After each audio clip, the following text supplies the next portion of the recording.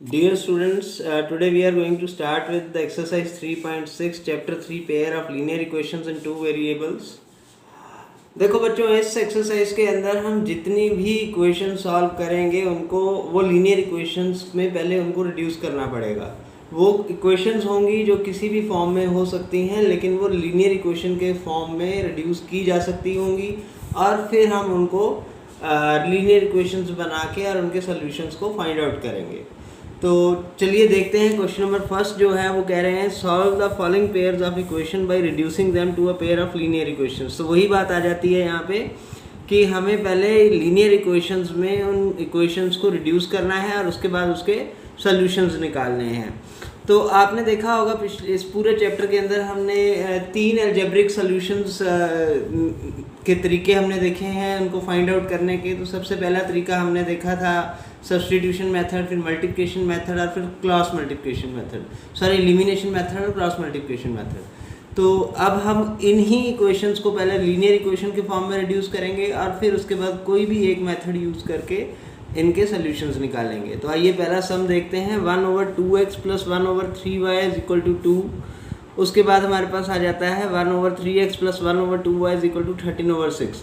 देखो बच्चे, जो भी लीनियर इक्वेशन है वो होती है इस फॉर्म में ax + by + c। और जब आपको सोल्यूशन निकालने हैं तो आपको दो लीनियर इक्वेशंस दी होंगी a1 b1 c1 a2 b2 c2 इस तरीके से। लेकिन ये जो आपको यहाँ दिया हुआ सम है ये लीनियर इक्वेशन के रूप में नहीं है, इसको हमें रिड्यूस करना होगा। तो आप एक चीज़ देखिए, इस दोनों इक्वेशंस में 1/x 1/y और 1/y कॉमन है। दोनों इक्वेशंस में ये कॉमन है, तो आपने ये आइडेंटिफाई किया। अब हम इस इक्वेशन को अगर देखें तो 1/2 × 1/x + 1/3 × 1/y = 2 या 1/3 × 1/x + 1/2 × 1/y = 13/6 भी लिख सकते हैं। तो जब हम ये लिखेंगे तो हमारे पास 1/x और 1/y जैसे हमने पहले बात की थी तो वो कॉमन आ जाते हैं। तो अब हम 1/x को एज्यूम कर लेंगे p और 1/y को हम एज्यूम कर लेंगे q। तो अब हमारे पास क्या बचेगा, जो हमारी इक्वेशंस बनेंगी वो बनेंगी p/2 + q/3 = 2। या हम इसको ऐसे भी लिख सकते हैं, 3 और 2 का एलसीएम आ गया तो 3p + 2q = 2। तो 6 2 जा यहाँ 12। तो 2p + 2q = 12। ये हमारे पास पहली इक्वेशन अराइव हो जाती है। उसी तरीके से जब हम दूसरी इक्वेशन पे जाते हैं तो p/3 + q/2 = 13/6। तो इसको जब हम क्रॉस मल्टीप्लाई करेंगे तो 6 × 2p + 3q = 13। 6 और 6 यहाँ से कैंसिल कर दिए हमने, क्योंकि जब हम मल्टीप्लाई करेंगे तो भी वैल्यूज़ उतनी बढ़ेंगी। तो यहाँ पे हमने 6 और 6 पहले ही कैंसिल कर दिए हैं। तो हमारे पास जो दूसरी क्वेश्चन आ गई वो आ गई 2p + 3q = 13। अब हम एलिमिनेटिंग मेथड यहाँ पे लगा सकते हैं और यहाँ पे हमें क्या करना है, एलिमिनेशन मेथड लगाने के लिए multiply equation 1 by equation 2 and equation 2 by 3। तो जब हम इन लोगों को मल्टीप्लाई करेंगे तो हमारे जो वेरिएबल्स हैं p के वो बराबर हो जाएंगे। तो हमारे पास क्या बनेंगी इक्वेशंस नई, 6p + 4q = 24 और 6p + 9q = 39। ये हमारे पास थर्ड और फोर्थ इक्वेशन हो गई। क्योंकि 6 के जो वेरिएबल्स हैं दोनों के साइन सेम है तो हमें इन्हें सब्सट्रैक्ट करना पड़ेगा। तो आइए देखते हैं, जब हम इसे सब्सट्रैक्ट करेंगे तो 6 के नीचे साइन चेंज होगा, 4 के नीचे माइनस आ जाएगा और 24 के नीचे भी माइनस हो जाएगा। 6 कैंसिल हो जाएगा। 9 - 4 = 5q = 15। 39 - 24 = 15। तो q की वैल्यू हमारे पास क्या आ गई, 15/5 3। अब हमें इस वैल्यू को जो है इक्वेशन 3 या इक्वेशन 4 किसी में भी पुट करके q की वैल्यू फाइंड आउट करनी है। तो जैसे ही हम q की वैल्यू फाइंड आउट करेंगे, now put the value of q in equation 3। तो 6p + 4q = 24 था हमारे पास इक्वेशन। तो 6p plus 4 into three, 4 into three, q की वैल्यू जो है 3 थी हमारे पास, तो 4 into three is equal to 24, और p is equal to 24 minus 12, और p is equal to 12/6 that is 2। तो हमारे पास p की वैल्यू 2 आ गई। लेकिन हमने क्या एज्यूम किया था, p को 1/x और q को जो है वो 1/y हमने एज्यूम किया था। तो x इज इक्वल टू 1/2, क्योंकि यहाँ पे जब हम p रखेंगे, देखें ऐसे, 2 इज इक्वल टू 1/x, तो क्या आ जाएगा, यहाँ पे आ जाएगा 2x इज इक्वल टू 1 और x इज इक्वल टू 1/2। इसी तरीके से y इज इक्वल टू 1/3। तो ये हमारा सोल्यूशन आ गया। अब हम नेक्स्ट सम पे चलते हैं, √2/x प्लस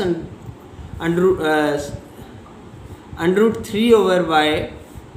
तो ये आपका पहला इक्वेशन आ जाता है। सिमिलरली √4/x प्लस √9/y, ये हमारे पास दूसरा इक्वेशन आ जाता है। तो अब हम एज्यूम कर लेंगे, देखो वही बात है कि हम इस इक्वेशन को लिख सकते हैं √2 into 1/x plus √3 into 1/y। Similarly इसी क्वेश्चन को हम लिख सकते हैं √4 into 1/x minus √9 into 1/y। तो 1/x और 1/y आ गए। तो अब हम क्या करने वाले हैं, तो 1/√x को हम ले लेंगे p और 1/√y को हम ले लेंगे q। तो अब हम आगे इसको सॉल्व करते हैं। तो 2p plus 3q is equal to 2 आ गया और 4p minus 9q is equal to -1 आ गया।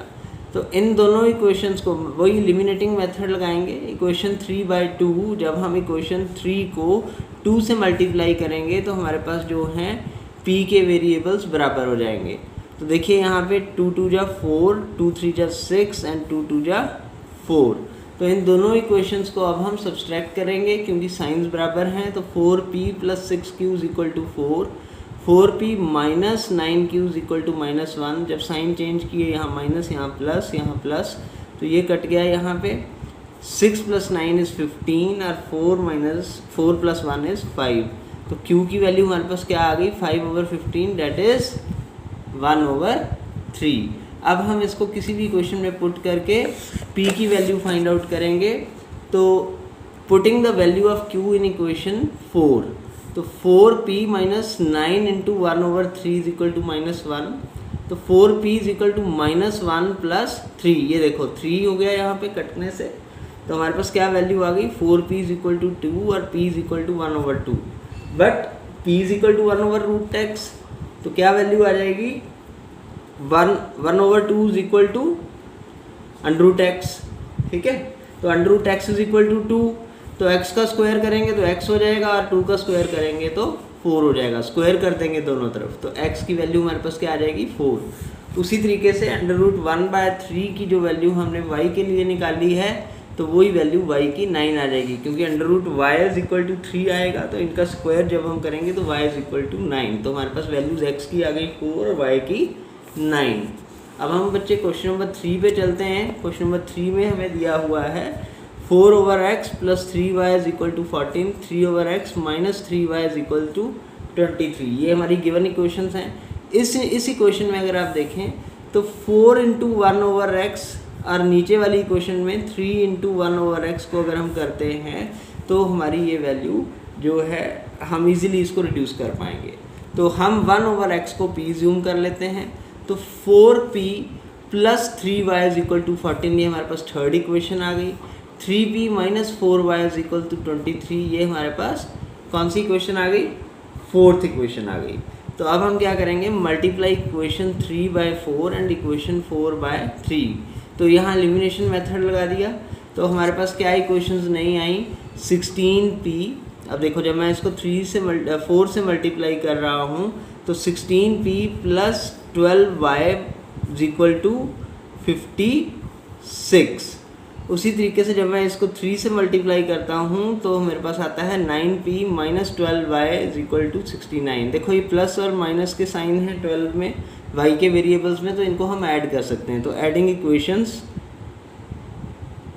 What we get, 25p is equal to 125, क्योंकि 16 + 9 इज 25, 56 + 69 इज 125। तो p की वैल्यू हमारे पास कितनी आ गई, 125/5 दैट इज 5।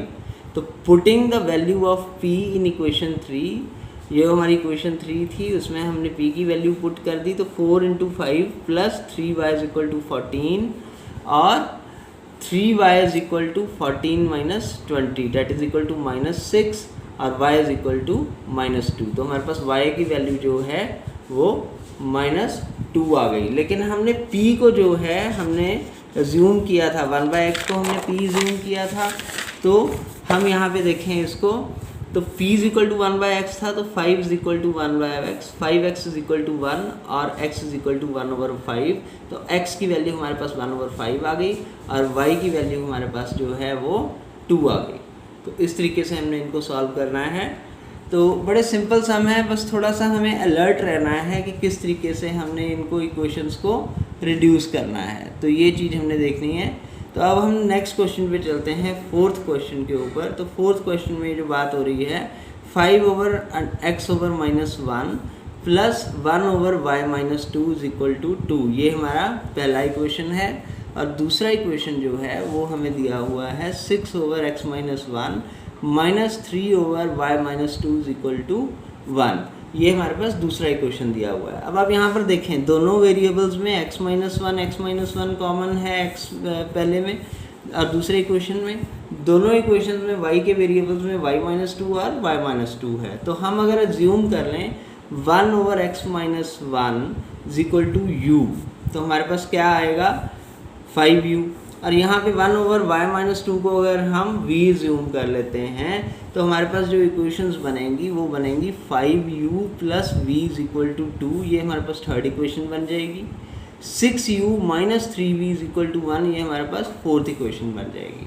तो अब हमने क्या करना है, मल्टीप्लाई इक्वेशन 3/3। अब हमने इक्वेशन 3 जो है उसको 3 से मल्टीप्लाई करना है, तो हमारे v के वेरिएबल्स जो हैं वो बराबर हो जाएंगे। तो इन चीज़ों को आप ध्यान से देखें यहाँ पे। तो 3 5 × 15, 15u + 3v is equal to 2, ये वैल्यू आ गई। अब नीचे जो है थर्ड और फोर्थ इक्वेशन को एडिंग इक्वेशन 3 और 4, क्योंकि इन दोनों के साइंस में प्लस माइनस अलग अलग साइन है, तो इनको हम ऐड कर देंगे तो क्या आ जाएगा 15 + 6 इज 21, ये दोनों कट जाएंगे और 6 + 1 इज 7। तो हमारे पास u की वैल्यू क्या आ जाएगी 7/21 या 1/3। तो इस वैल्यू को अब हम इक्वेशन 3 में पुट कर देंगे। देखो इसको ध्यान से, 5 × 1/3, तो u की वैल्यू में हमने 1/3 डाल दिया plus v is equal to 2 और 5/3 + v इज इक्वल टू 2, या v की वैल्यू क्या हो गई 2 - 5/3, 3 × 2 = 6, 6 - 5 इज 1, तो v की वैल्यू हमारे पास क्या आ गई 1/3। लेकिन हमने जो एज्यूम किए हुए हैं, लेकिन हमने क्या किया था 1/x-1 को u किया था और v को हमने एज्यूम किया था 1/y-2। तो इसको अब हम रख के क्रॉस मल्टीप्लाई कर देंगे, क्योंकि एक पूरी इक्वेशन बन सकती है तो हमें इसे पूरा क्रॉस मल्टीप्लाई करना है। तो 1/3 इज इक्वल टू 1/x-1 और यहाँ पे भी 1/3 इज इक्वल टू 1/y-2। तो x-1 इसको क्रॉस मल्टीप्लाई किया तो x-1 इज इक्वल टू 3 और x इज इक्वल टू 3 + 1 4, तो x की वैल्यू हमारे पास 4 हो गई। उसी तरह से जब हम यहाँ करते हैं तो y-2 इज इक्वल टू 3 और y की वैल्यू क्या आ जाएगी 3 + 2 इज इक्वल टू 5। तो इस तरीके से हमने इस सम को भी सॉल्व किया। अब हम चलेंगे क्वेश्चन नंबर 5 पे। ये जो इक्वेशंस हमें गिवन है इसको आप ध्यान से देखें, 7x - 2y is equal to xy, ठीक है, और 8x + 7y/xy is equal to 15।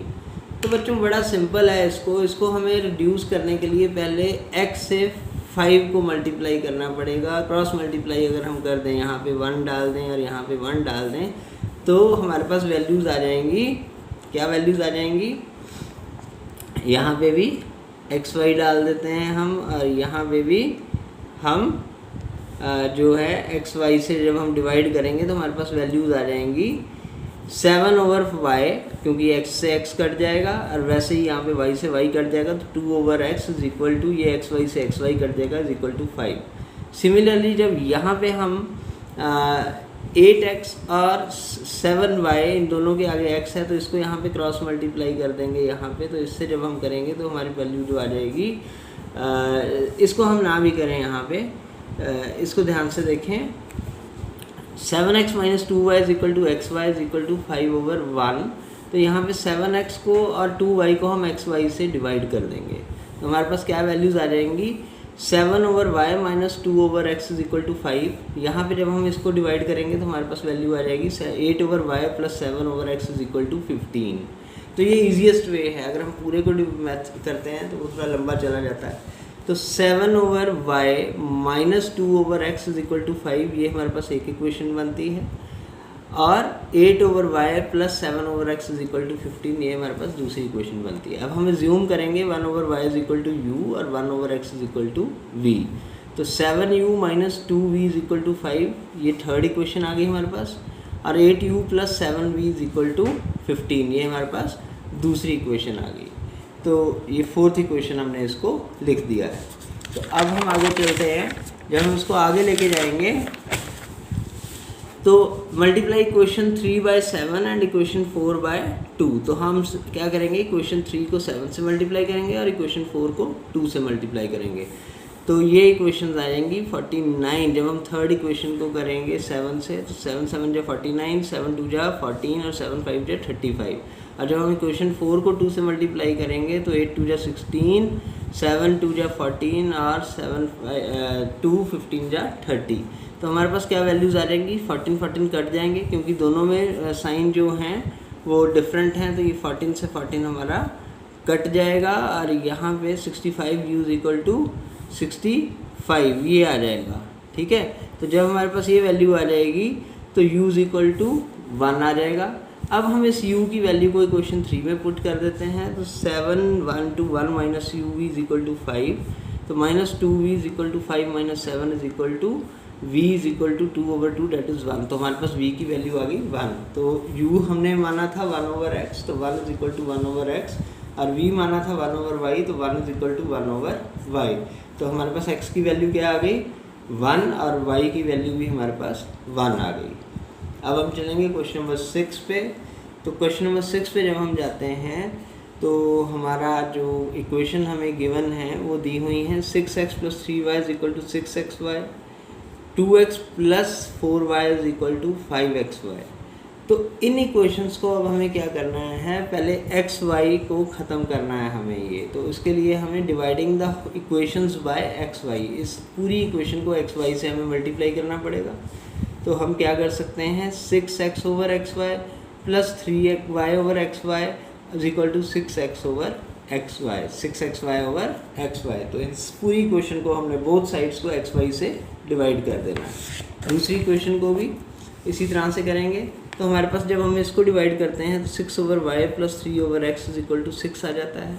उसी तरह से दूसरी इक्वेशन को जब हम एक्स वाई से डिवाइड करते हैं तो हमारे पास आ जाता है 2 over y plus 4 over x is equal to 5। अब हम एज्यूम करते हैं 1 over x is equal to p और 1 over y is equal to Q.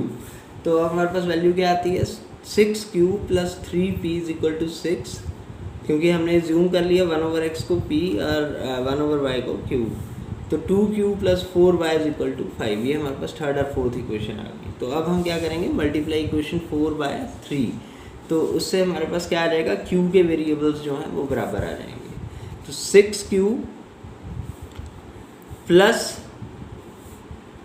12p is equal to 5, क्योंकि इन दोनों में 6 के वेरिएबल्स का साइन बराबर है तो हमें सब्सट्रैक्ट करना पड़ेगा।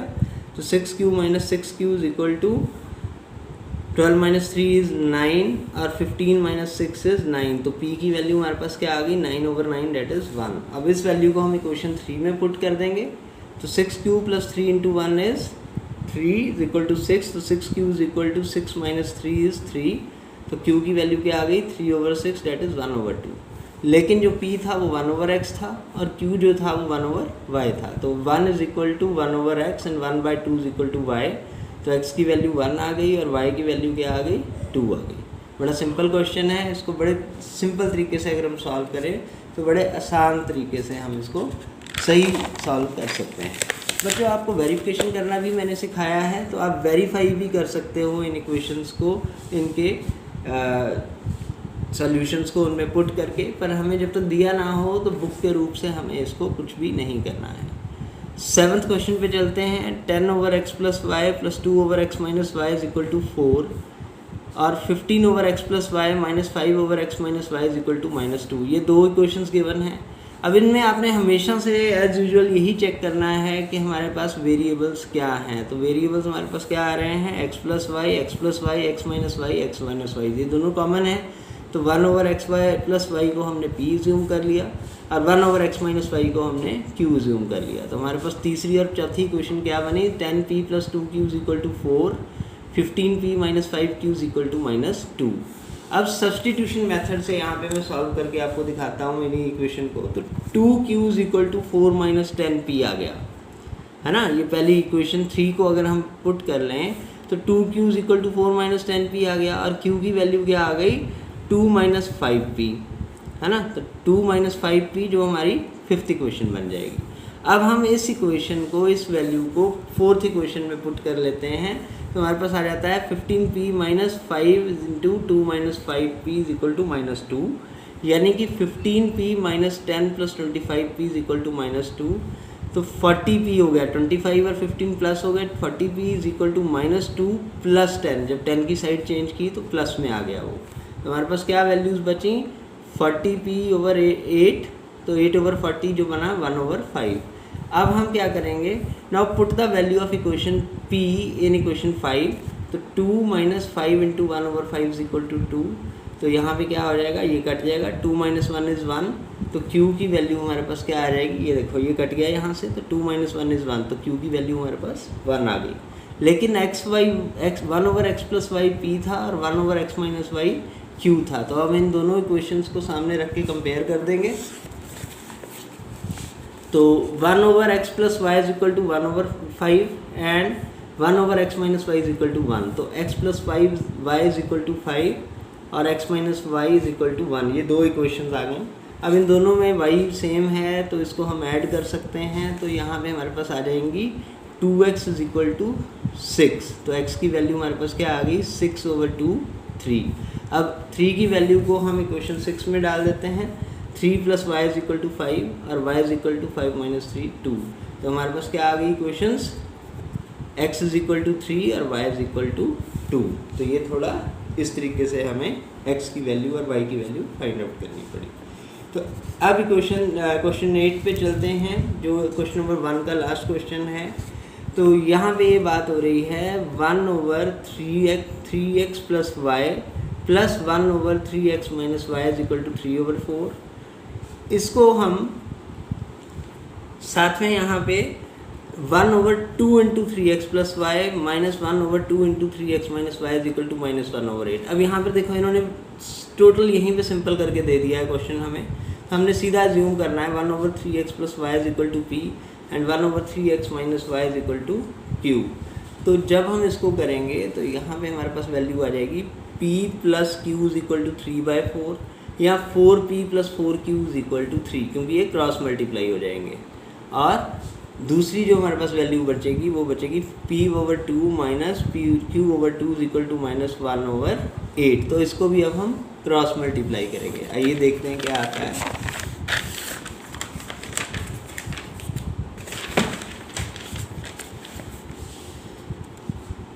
तो 8p - 8q = 2, क्योंकि LCM 2 आ गया। तो यहाँ पे हमारे पास क्या वैल्यू बची, यहाँ पे हमने इसको काट दिया 2 से, तो 4p - 4q = -1, ये हमारे पास वैल्यू आ गई। तो अब आप देखें q के वेरिएबल्स जो हैं इनको अगर हम ऐड करें तो ये कट जाएंगे। तो 8p = 2 और p की वैल्यू हमारे पास 2/8 या 1/4 आ गई। अब इन वैल्यू को, इस वैल्यू को p की को हम इक्वेशन 4 में डाल देते हैं। तो 4 × 1/4 + 4q = 3 और 4q = 3 - 1 that is 2 और q = 2/4 या 1/2। लेकिन हमने 1/3x + y को, क्योंकि हमने q माना था और p माना था, तो इनके सामने इनको रख के कंपेयर करना पड़ेगा अब हमें। 1 into 3x plus y is equal to 1/4, 1/3x minus y is equal to 1/2। तो यहाँ जब ये क्रॉस मल्टीप्लाई होंगे तो 3x plus y is equal to 4 आ जाएगा और 3x minus y is equal to 2 आ जाएगा। इन दोनों इक्वेशंस को अब सॉल्व करना पड़ेगा हमें। तो इन दोनों को हम जब ऐड करेंगे इक्वेशंस को, 5th और 6th को, तो 6x इज इक्वल टू 6 आएगा। तो x की वैल्यू हमारे पास क्या आ जाएगी, 1 आ जाएगी। और इस x की वैल्यू को हम इक्वेशन 5 में डाल देते हैं, तो हमारे पास वैल्यू क्या आएगी, 3x plus y is equal to 4 और y is equal to 4 minus 3 that is 1। तो x की वैल्यू भी 1 आ गई और y की वैल्यू भी हमारे पास 1 आ गई। अब हम चलते हैं क्वेश्चन नंबर 2 पे। क्वेश्चन नंबर 2 जो है वो स्टेटमेंट्स हैं, इनमें आपको क्या करना है, formulate the following problems as a part of equation, hence find their solutions. तो हमें इन स्टेटमेंट्स को पहले लीनियर इक्वेशन के फॉर्म में लेकर आना है और उसके बाद फिर हमें इनको सॉल्व करना है। तो देखिए पहला क्वेश्चन है, Ritu can row downstream 20 kilometers in 2 hours and upstream 4 kilometers in 2 hours. Find her speed of rowing in still water and the speed of current. तो रितु जो है डाउनस्ट्रीम और अपस्ट्रीम, बच्चों इन एक्सरसाइज को अगर आपने ध्यान से और इसको बेसिक्स में जानना हो तो इसकी मैंने इंट्रोडक्शन का पार्ट जो है वो ऑलरेडी अपलोड किया है यूट्यूब पे। इसका डिस्क्रिप्शन भी मैं आपको इस वीडियो में दूंगा, तो आप उस चीज़ को वहाँ नोट कर सकते हैं। तो अब देखें इसे, तो जब भी हम डाउन स्ट्रीम की बात करते हैं तो डाउन स्ट्रीम जो होता है वो पानी के बहाव के साथ होता है, और जब हम अप स्ट्रीम्स की बात करते हैं तो पानी के बहाव के ऑपोजिट होता है। इस चीज़ को याद रखना है। तो यहाँ पे हमें वाटर की जो रोइंग की स्पीड है वो और वाटर की स्पीड जो है दोनों जाननी है। तो हम क्या करेंगे, let the speed of rowing in still water is x। हमने स्टिल वाटर में जो रोइंग करना है उसकी स्पीड को x मान लिया, और करंट जो वाटर है उसकी स्पीड को हमने y मान लिया।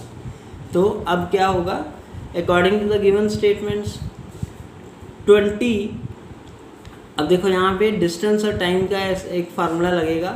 तो इन इक्वेशन से क्या होगा हमारा, distance over speed is equal to time. तो डिस्टेंस कितना है, 20 किलोमीटर्स का, ठीक है ना। वो क्या करती है, 20 किलोमीटर चलती है, कितने घंटे में, 2 घंटे में। कैसे, जब वो डाउन स्ट्रीम चलती है।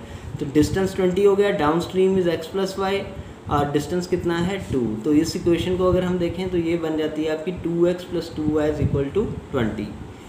दूसरी जो कंडीशन है उसमें वो क्या हो रहा है कि 4 किलोमीटर चलती है 2 घंटे में, कब, जब वो डाउन अप स्ट्रीम्स चलती है। तो 2x minus 2y is equal to 4। ये हमारे पास इक्वेशंस आ गई। अब आप ध्यान से देखें, y और y के वेरिएबल्स को अगर हम ऐड करें तो ये कैंसिल हो सकते हैं।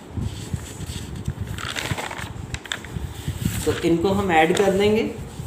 तो adding both the equations what we get, 2x plus 2x is 4x, 4x is equal to 24, और x is equal to 24/4 that is 6। अब हम इस वैल्यू को किसी इक्वेशन में डाल देते हैं, इक्वेशन 1 में डाल देते हैं। तो 2 into 6 plus 2y is equal to 20। तो 2y is equal to 20 minus 12, यानी कि y is equal to 8/2 that is 4। तो हमारी जो रोइंग की स्पीड है वो 6 किलोमीटर आती है और वाटर की करंट की स्पीड 4 किलोमीटर पर आवर आती है। तो इस तरीके से हमने इस सम को सॉल्व किया है।